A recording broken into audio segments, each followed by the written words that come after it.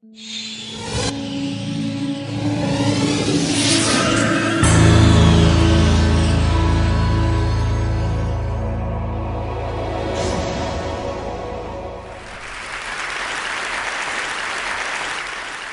years ago, exactly, I was in Afghanistan. I was covering the war in Afghanistan, and I witnessed, as a reporter for Al Jazeera, the amount of suffering and destruction that emerged out of a war like that. Then, 2 years later, I covered another war, the war in Iraq. I was placed at the center of that war because I was covering the war from the northern part of Iraq. And the war ended with a regime change, like the one in Afghanistan. And that regime that we got rid of was actually dictatorship, authoritarian regime that for decades, created great sense of paralysis within the nation, within the people themselves. However, the change that came through foreign intervention created even worse circumstances for the people and deepened the sense of paralysis and inferiority in that part of the world. For decades, we have lived under authoritarian regimes in the Arab world, in the Middle East. These regimes created something within us during this period. I'm 43 years old right now. For the last 40 years, I have seen almost the same faces for kings and presidents ruling us.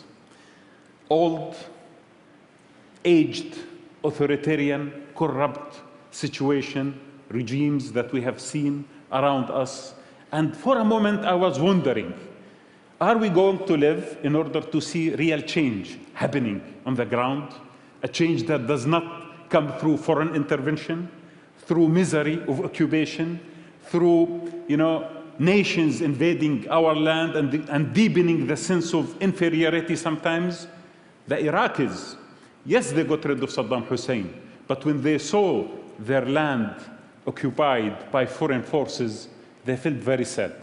They felt that their dignity has suffered. And this is why they revolted. This is why they did not accept. And actually other regimes, they told their citizens, would you like to see the situation of Iraq? Would you like to see civil war, sectarian killing? Would you like to see destruction? Would you like to see foreign troops on your land? And the people thought for themselves, maybe we should live with this kind of authoritarian situation that we find ourselves in, instead of having the second scenario. That was one of the worst nightmares that we have seen. For 10 years, unfortunately, we have found ourselves reporting images of destruction, images of killing, of sectarian conflicts, images of violence emerging from a magnificent piece of land, a region that one day was the source of civilizations and art and culture for thousands of years. Now, I am here to tell you that the future that we were dreaming for has eventually arrived.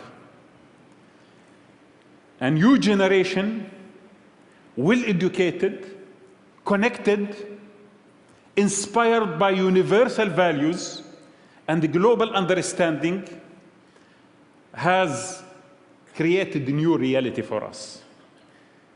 We have found a new way to express our feelings and to express our dreams.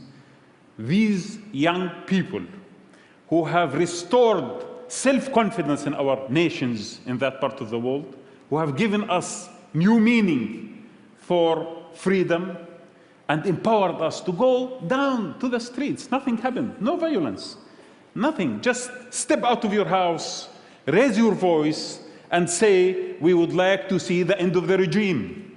This is what happened in Tunisia. Over a few days, the Tunisian regime that invested billions of dollars in the security agencies, billions of dollars in trying to maintain, its presence, collapsed, disappeared because of the voices of the public. People who were inspired to go down to the streets and to raise their voices. They tried to kill. The intelligence agencies wanted to arrest people. They, found something called Facebook. They found something called, Twitter. They were surprised by all of these kind of issues. And they said, these kids are misled. Therefore, they asked their parents to go down to the streets to collect them, bring them back home. This is what they were telling. This is their propaganda. Bring these kids home because they are misled.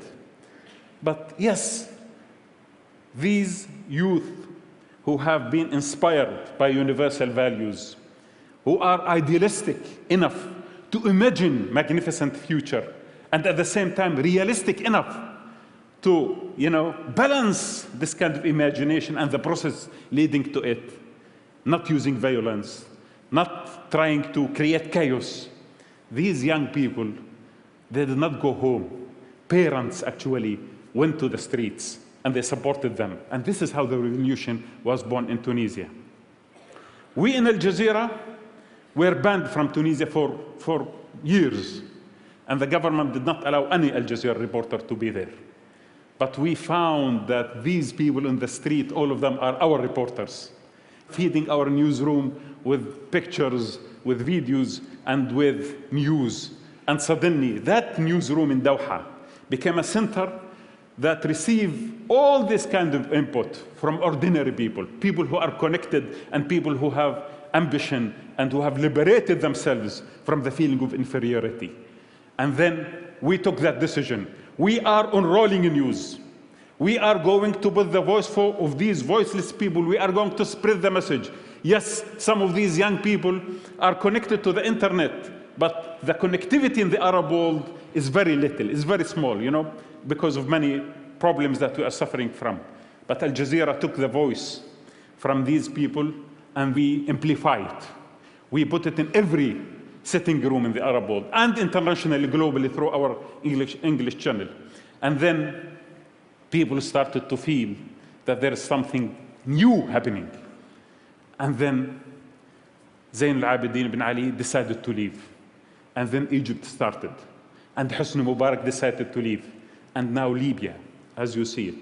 And then you have Yemen. And you have many other countries trying to see and to rediscover that kind of feeling of how could we imagine a future which is magnificent and peaceful and tolerant. I want to tell you something that internet and connectivity has created new mindset. But this mindset has continued to be faithful to the soil and to the land that it emerged from. And this was the major difference between many initiatives before to create change. Before we thought, and governments told us, and even sometimes it was true, that change was imposed on us.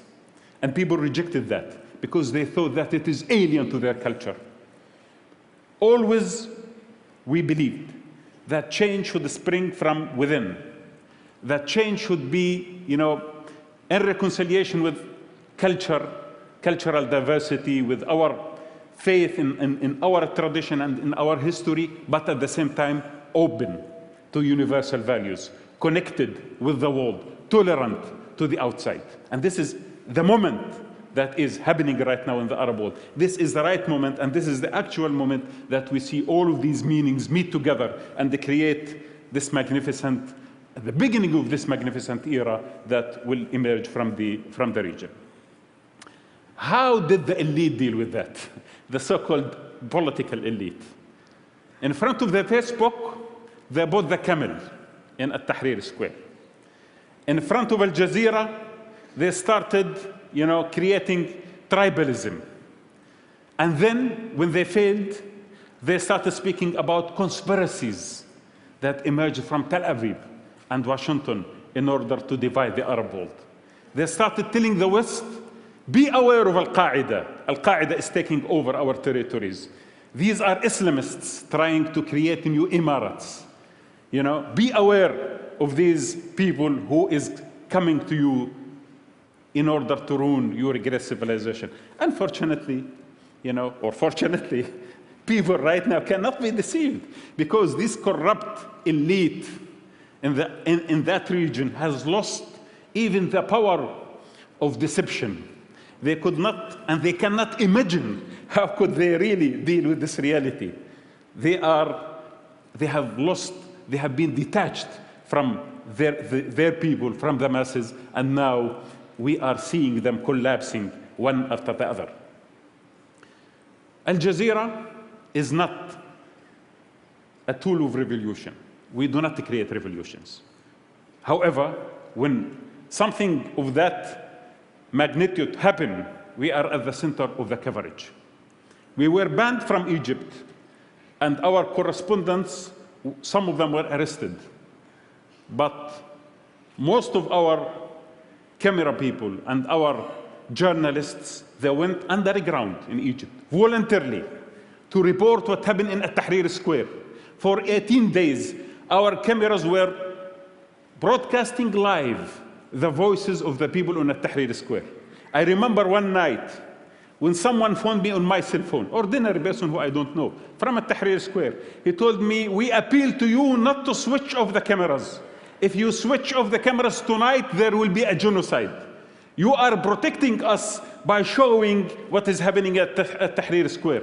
I felt the responsibility to phone our correspondents there and to phone our newsroom and to tell them, make your best not to switch off the cameras at night, because the guys there really feel confident when someone is reporting their story, and they feel protected as well.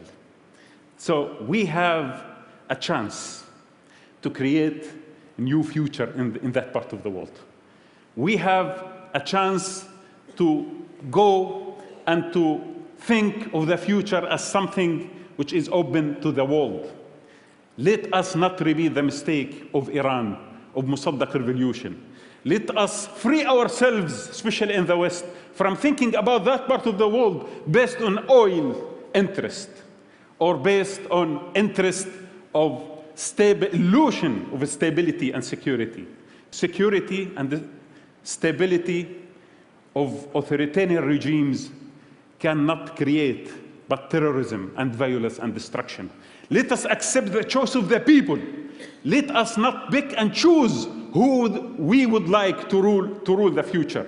The future should be ruled by people themselves. Even sometimes there are voices that might now scare us, but values of democracy and the freedom of choice that is sweeping the Middle East at this moment in time is the best opportunity for the world, for the West and the East, to see stability and to see security and to see friendship and to see tolerance emerging from the Arab world rather than the images of violence and terrorism. Let us support these people, let us stand for them, and let us give up our narrow selfishness in order to embrace change and in order to celebrate with the people of that region a great future and hope and tolerance. The future has arrived, and the future is now. And thank you very much.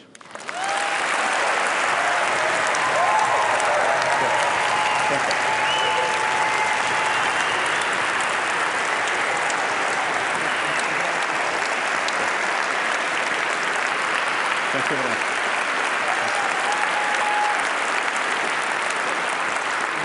I just have a couple of questions for you. Thank you for coming here. How would you characterize the historical significance of what's happened? Is this a story of the year, a story of the decade, or something more? Actually, this is maybe the biggest story that we have ever covered. We have covered many wars.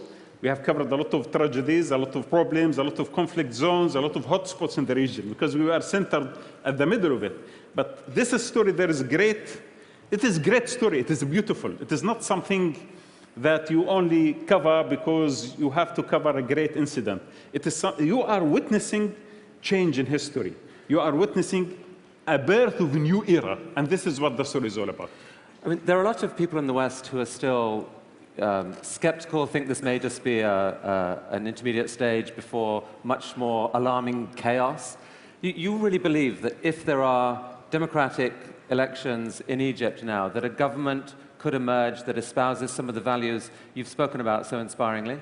And people, actually, after the collapse of the Hosni Mubarak regime, the youth who have organized themselves in certain groups and councils, They are guarding the transformation, and they are trying to put it on a track in order to satisfy, the values of democracy, but at the same time also to make it reasonable and to make it rational, not to go out of order.